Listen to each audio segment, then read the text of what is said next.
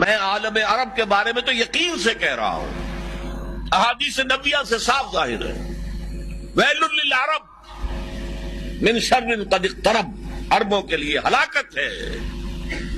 حدیث میں آتا ہے کہ ایک شخص کے 100 بیٹے ہوں گے تو 99 مر جائیں گے، ایک بچے گا۔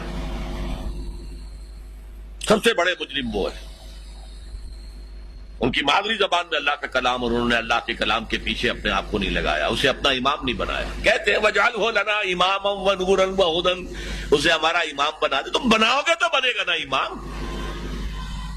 بنانے کو تیاری تھی، دعائیں مانگ رہے ہیں بڑی لمبی لمبی، ایک ایک گھنٹے کی دعا جو ہے حرمین کے اندر مانگی جا رہی ہے تراویح کے بعد اور ختم قرآن کے بعد۔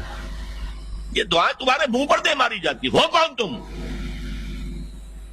لستم علی شیء حتی تقیموا التوراۃ والانجیل وما انزل الیکم من ربکم، اے نبی کہہ دیجیے اہل کتاب سے تمہاری کوئی حیثیت ہماری نگاہ میں نہیں ہے جب تک کہ تورات اور انجیل کو قائم نہیں کرتے۔ یہی بات اپنے بارے میں سمجھیے، یا اہل القرآن لستم علی شیء حتی تقیموا القرآن، جب تک قرآن کے نظام کو قائم نہیں کرتے تمہارا منہ نہیں ہے کہ ہم سے دعا کرو، دفع ہو جاؤ۔ تم پڑھو قنوت نازلہ، کوئی اثر نہیں ہوگا۔ ڈھاکہ فال ہو گیا، روتے رہے، چیخ چیخ کر پکارتے رہے، حرمین میں پکارتے رہے، سنا اللہ نے۔